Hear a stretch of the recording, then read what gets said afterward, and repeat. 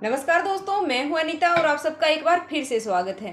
तो आज की वीडियो में हम वट सावित्री व्रत की पूजा विधि और वट सावित्री व्रत कब है और उसके क्या क्या सामग्री की आवश्यकता होती है, इन सभी के बारे में जानने वाले हैं। तो चलिए वीडियो की शुरुआत करते हैं। और अगर आपने अभी तक इस चैनल को सब्सक्राइब नहीं किया है तो प्लीज़ चैनल को सब्सक्राइब कर लें और वीडियो पसंद आती है तो वीडियो को लाइक ज़रूर कर दें। तो चलिए शुरुआत करते हैं। ज्येष्ठ मास के कृष्ण पक्ष की अमावस्या तिथि के दिन वट सावित्री व्रत रखा जाता है। मान्यताओं के अनुसार वट सावित्री व्रत के दिन सुहागिन महिलाएं यानी कि वट वृक्ष की पूजा है वो की जाती है। ऐसा कहा जाता है कि इस पेड़ में भगवान विष्णु, ब्रह्मा और शिव जी का वास माना जाता है। इस दिन बरगद के पेड़ की पूजा करने से पति और परिवार को सौभाग्य और आशीर्वाद मिलता है और पति की अकाल मृत्यु का जो भय होता है, खतरा होता है, वो टल जाता है। वट सावित्री व्रत के दिन पतिव्रता स्त्री वट वृक्ष की परिक्रमा करती है और चारों ओर कलावा बांधती हैं। माना जाता है कि ऐसा करने से पति की आयु लंबी होती है और संतान प्राप्ति की मनोकामना पूर्ण होती है। वट सावित्री व्रत अमावस्या तिथि को रखा जाता है। 2024 में अमावस्या तिथि का प्रारंभ है वो 5 जून 2024 को शाम 7:54 से आरंभ हो जाएगा और अमावस्या तिथि का समापन है वो 6 जून 2024 को 6:07 तक रहेगा। तो जिस दिन सूर्य उदय के साथ जो तिथि प्रारंभ होती है उसी दिन हमें कोई भी व्रत होता है तो वो उसी दिन रखा जाता है। तो इस बार वट सावित्री व्रत की पूजा है वो 6 जून को की जाएगी। 6 जून को वट सावित्री व्रत है वो रखा जाएगा। वट सावित्री व्रत की पूजा विधि के बारे में जान लेते हैं। तो इस दिन इस पावन पर्व पर सुबह जल्दी उठकर स्नान ध्यान से निवृत्त होकर और हमें पूजा का संकल्प है, सूर्य देव को जल अर्पित करके पूजा का संकल्प है, व्रत का संकल्प हमें करना चाहिए और घर के मंदिर में दीप प्रज्वलित करना चाहिए। वट सावित्री व्रत के दिन सुहागिन जो महिलाएं होती हैं वो वट वृक्ष की पूजा करती हैं और पति की लंबी आयु की कामना करती हैं।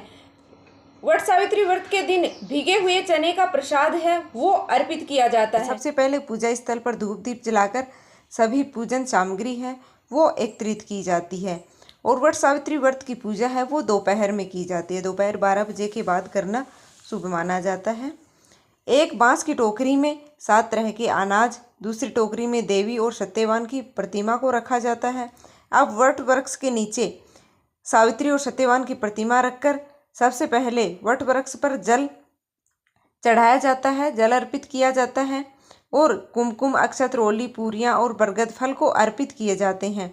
इसके बाद सूत के धागे से वट वृक्ष के 5 या 7, 12 परिक्रमा आप सूत के धागे से बांध सकते हैं और 108 परिक्रमा है वो वट वृक्ष को लगाई जाती हैं।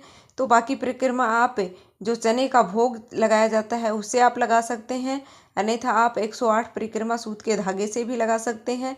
और आपसे अगर नहीं हो पाता है तो आप 7 या 21, 11 जितनी भी हो पाती हैं उतनी आप लगा सकते हैं। काला चना हाथ में लेकर व्रत की कथा है वो सुननी चाहिए और पूजा के बाद भीगे हुए चनों का बयाना निकाला जाता है।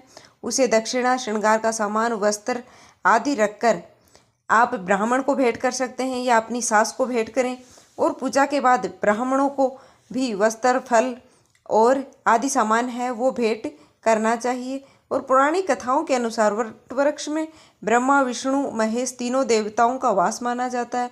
वट वृक्ष के नीचे ही सावित्री ने अपने पति सत्यवान को जीवित किया था, इसलिए इस दिन वट वृक्ष के नीचे बैठकर पूजन और व्रत कथा सुनने से सभी मनोकामनाएं हैं वो पूर्ण होती हैं और साथ ही पति की लंबी आयु होती है, पति के जीवन में तरक्की होती है। तो अभी जान लेते हैं कि वट सावित्री व्रत के दिन पूजा सामग्री है वो हमें क्या क्या चाहिए होती है।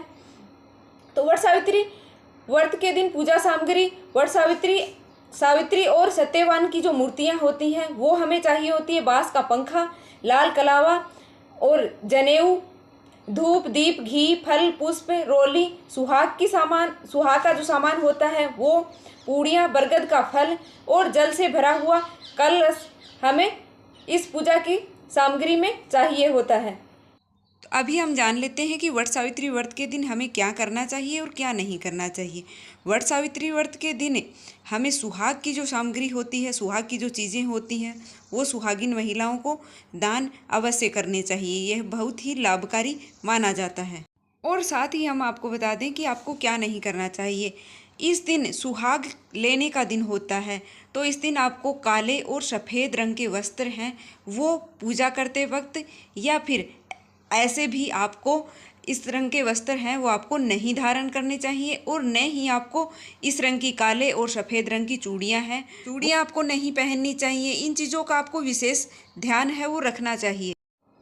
तो उम्मीद करती हूँ कि आज की वीडियो आपको पसंद आई होगी। अगर वीडियो पसंद आई है तो प्लीज़ वीडियो को लाइक करके, और चैनल पर नए हो तो चैनल को सब्सक्राइब अवश्य कर लेना, ताकि आगे भी ऐसी ही इन्फॉर्मेशन वाली वीडियो हैं वो आपको सबसे पहले मिले। तो मिलते हैं एक और वीडियो के साथ, तब तक के लिए धन्यवाद। जय माता।